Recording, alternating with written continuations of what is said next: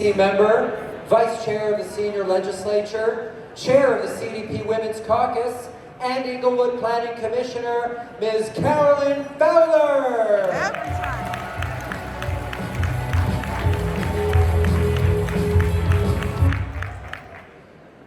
Greetings, brothers and sisters. Thank you. I want to talk a little about Pat Eastman. Pat Eastman was a strong black woman leader, dedicated, passionate, and a fierce volunteer advocate for democratic values. She registered, phoned, and drove voters to the polls on our behalf. I want to thank Bobby Anderson and Jimmy Woods Gray and others for establishing this award in her honor. But let me give you a little known fact about this honoree, Deana Igelsrud. Deana, my friend and sister in the movement, she graduated with a BA degree in radio and television from San Francisco State, with an emphasis on directing and producing, magna cum laude. Some of us are, thank you, Lottie. I have watched her utilize those skills in policy committee and, more importantly, as co-chair on legislation. Bayard Rustin, the civil rights leader, once said, "We need in every community a group of angelic troublemakers." That's Deana and me. While listening, managing diverse opinions on her committee, and we all know one of the main things every Democratic has is an opinion, which is not easy for her to struggle through all some of the crises we have. From homelessness and workers' rights, to protecting the environment, equal pay, to fighting special interests, Deana believes we can and should make life better for families across our nation.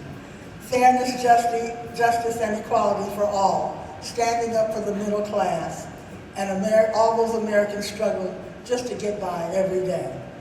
I found the perfect quote to close about Deana. The ability to read, write, and analyze.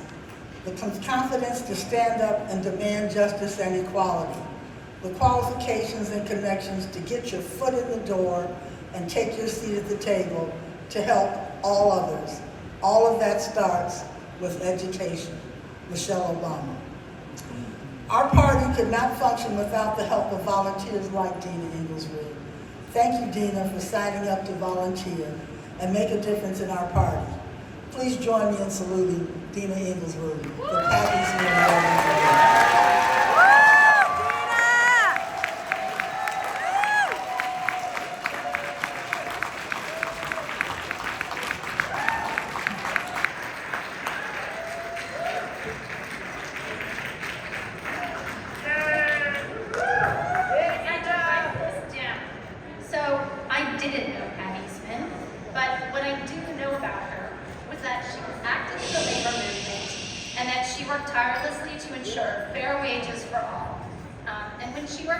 She also worked for safer working conditions. When she saw something was wrong, she had the passion to work to make things right and better for everyone. Got it back there? So many of you know me as the co-chair of LACDP's Legislative Action Committee. But what you might not know about me until about 5 minutes ago when Carolyn told you, I have a degree in broadcasting. I have worked as a production designer. I used to work at Industrial Light and Magic, where I met my husband, Benton Jude, who is a member of the Art Directors Guild. Excuse me. Right now, artists, illustrators, painters, and creators of all kinds are in battle and struggle for the very existence of their livelihoods. Over at my tables tonight, we have members of the Animators Guild, the Art Directors Guild, the Concept Art Association, the Costume Designers Guild, the Screen Actors Guild, and the Writers Guild of America.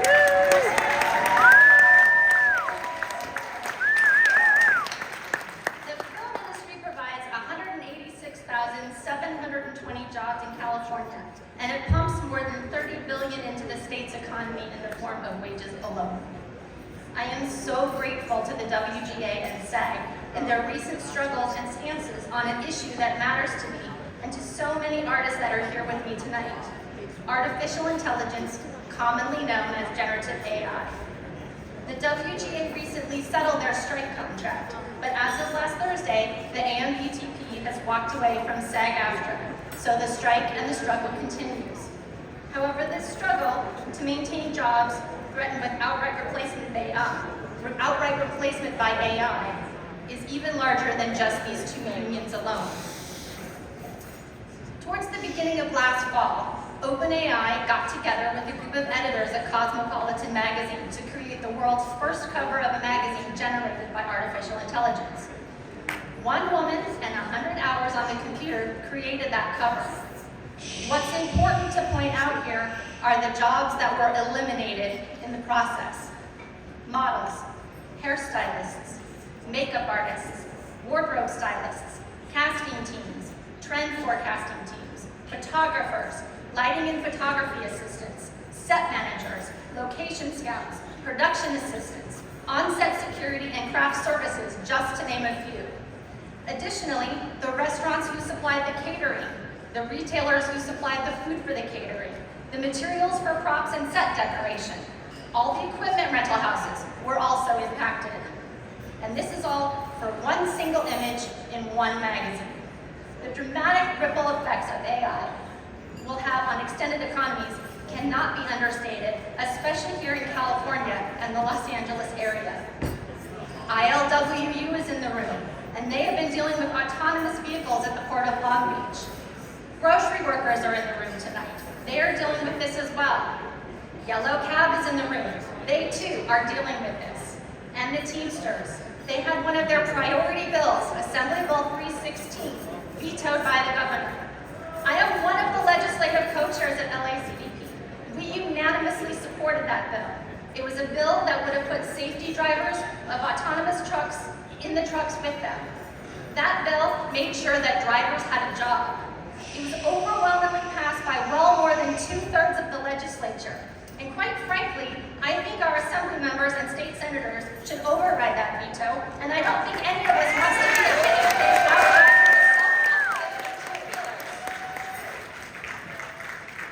The spirit of this word in my mind is one of service. So I would like to dedicate my award to the artists, the illustrators, the painters, the photographers, the musicians, the writers, the authors, the actors, the models, and all the other creators, many of whose works, both personal and professional, have been stolen in their entirety, all without consent, credit, or compensation. All of this is to be used as data fuel that is fed into an AI machine for commercial use. It cannot be said any clearer than this. No AI machine would be able to output anything, and I mean anything, if it wasn't filled with the stolen data that makes it able to function in the first place. Yes, regulations and guardrails need to be written, but specifically guardrails with respect to predatory data gathering, data accountability standards at the federal level, and labor protections must be expanded at all levels.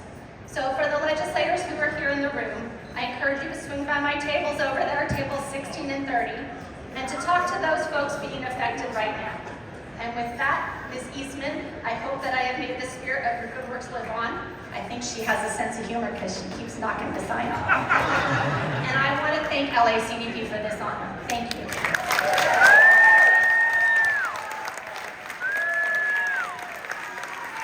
Congratulations!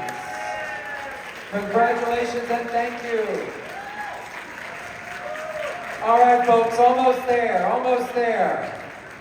A lot of bills had to be paid.